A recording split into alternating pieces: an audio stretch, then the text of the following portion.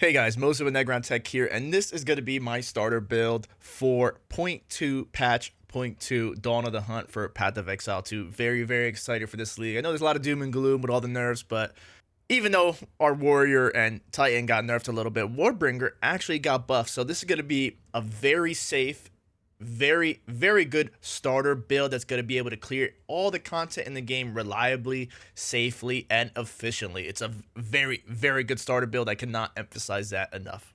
So getting right into it, it's a Warbringer build. It is an Earthshatter build and Hammer of the Gods, and it's also very, very, very, very spammy when it comes to Warcry. The more you Warcry, the more you generate rage. You consume the rage, you're spamming your Warcries, and you let up really big, consistent damage. Your Warcries have no cooldowns. Your Warcries also explode corpses. So comparatively to the Titan, where you have a lot of stragglers, now your big Warcry AoE, you're going to have chain explosions. It used to be the corpses explode in your presence.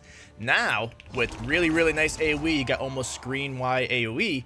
What's going to happen is that those stragglers that get corpse explode for a quarter of their life, they're going to chain explode, and it's going to be very, very, very nice. Big, big buff for Warbringer, and it just feels so good, right? Not only that, but you get Splinter as a passive gem kind of Anvil's Weight for free. So as a starter build, you're going to spike way harder. And again, for me, a more casual player that works full time, this is exactly what you want, right? You want something that you're not going to have to like play 18 hours straight on release, ruin your sleep schedule, and, you know, still push through the, well, not the Atlas, but the end game nice, safely, and conveniently. The other big change is that Hammer of the Gods. Now you really can only use it when you heavy stun an enemy. It's not a big deal for us because with armor break, with stun build up, it's going to be very, very easy to heavy stun enemy. It's per power, I believe, when you generate glory to use Hammer of the Gods. So nothing really changes for me. I've always played it to where I wanted to Hammer the Gods when they're heavy stun for big combos, big bleeds. So that's pretty much it. But that's it, guys. You know, you Hammer the Gods. You use your Warcries while mapping to explode. You really only have to Earthshatter a few times here and there. If you want to use Stampede and do it that way, that got a little Aftershock nerf chance, but you can do that.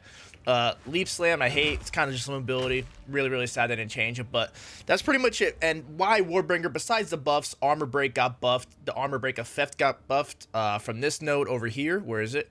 So Pylon, that's now increased armor effect. So that's really, really good. Armor Break now innately makes people take more damage, more fizz damage. So now the bleeds should be doing more damage as well. And, you know, you ignore Warcry cooldowns, very, very good.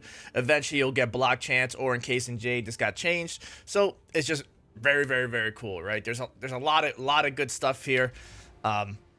It's just super, super safe. The damage innately from maces and warriors is great. And there's a lot of changes. I know there's at least one new Warcry gem, support gem. So the more Warcries we can use, the more Warcries we can spam with different Warcries we used recently. We have all this spamming over here. This gets to like 160% increased damage for each time you Warcry with all this Warcry speed. So it's very, very nice. You guys can reference the written guide and the past video that I did on this. And I gotta say, it's tried, it's tested, it's an excellent build. It's way more fun than Titan, faster too. And, you know, if you're concerned about all the nerfs and stuff like that, I wouldn't be too worked up. I'm more concerned that Titan, Mercenary, and some other things didn't get more like systematic changes to make it feel a little bit better. But, you know, I'm not complaining about the nerfs in early access, but I'm complaining that there's really not enough changes for some of the existing classes. Because there's no way they can go into launch with, like, Warrior and Titan being like this. Warbringer, I think, is in a good spot. But, you know, it is what it is. Most of it, they're going to take care of the POB, the written guide, and that's pretty much it. It doesn't need to be too long of a video. You can watch my old video. It's pretty much the same thing. We just got buffed as Warbringer, Titan, a little bit baby buff. The buff should make up for some of the support gem nerfs, and you don't know. We might get... There's 100 new support gems, so there might be a lot of really, really cool things.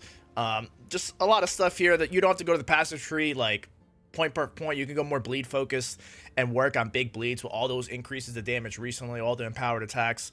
Very, very nice. And that's pretty much it. I'll have an update this weekend, probably Saturday. Not sure if I'll play this. I'll probably play Huntress because I've already played the hell out of Warbringer and Titan.